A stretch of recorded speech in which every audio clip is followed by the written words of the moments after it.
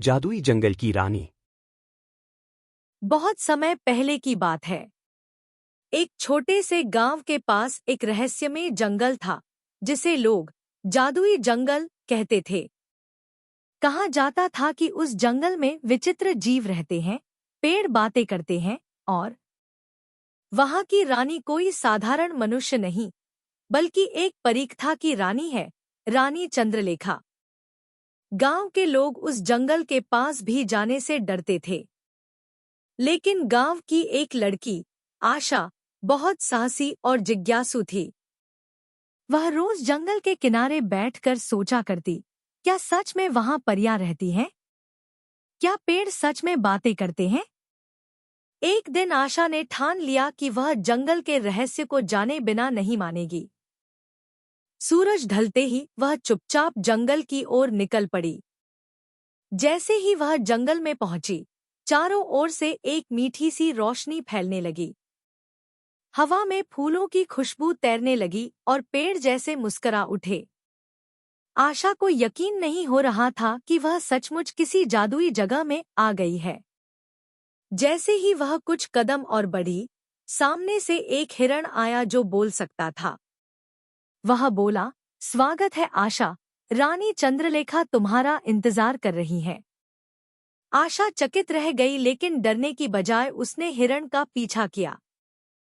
हिरण उसे एक सुंदर महल के पास ले गया, जहां चांदी जैसी चमकती सीढ़ियां थी। महल के अंदर जाते ही एक दिव्य प्रकाश में लिपटी स्त्री प्रकट हुई। वह थी रानी चंद्रलेखा, जिनकी आंखों में चांदनी और मुस्कान में सुकून था।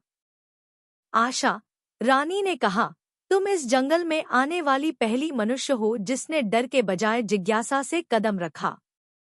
मैं तुम्हें एक उपहार देना चाहती हूँ, सच्चाई की दृष्टि। इस दृष्टि से तुम देख सकोगी कि दुनिया में किसके दिल में क्या छुपा है, कौन सच्चा है और कौन झूठा। आशा को यह वरदान मिल गया, लेकिन रानी ने उसे चेताया, इस दृष्टि का उपयोग केवल भलाई के लिए करना, नहीं तो यह वरदान अभिशाप बन जाएगा। आशा महल से बाहर निकली तो देखा कि पूरा जंगल उसे नमस्कार कर रहा है। वह खुशी खुशी गांव लौटी और वहां उसने सच्चाई की दृष्टि का उपयोग कर गांव में छिपे झूठ, चालाकियों और धोखों को उजागर करना शुरू कर दिया। धीरे धीरे गांव एक आदर्श स्थान बन गया, जहां कोई झूठ नहीं बोलता था। लेकिन एक दिन एक लालची व्यापारी ने आशा से दोस्ती का नाटक किया और उसे छलने की कोशिश की। जब आशा ने उसकी सच्चाई देखी और गांव वालों को बताया, तो व्यापारी ने रानी चंद्रलेखा पर दोष लगाकर लोगों को भड़काया। गांव वालों ने क्रोध में आकर जंगल में आग लगा दी, यह जाने बिना कि वे किसकी दुनिया को नष्ट कर रहे हैं। लेकिन तभी आकाश में तूफान आया और रानी चंद्रलेखा प्रकट हुई। उन्होंने कहा, तुमने मेरी बेटी को धोखा दिया। अब तुम्हारे जीवन से जादू चला जाएगा। रानी ने जंगल को अदृश्य बना दिया और आशा से वरदान वापस ले लिया। लेकिन आशा को सच्चाई का अनुभव हो चुका था।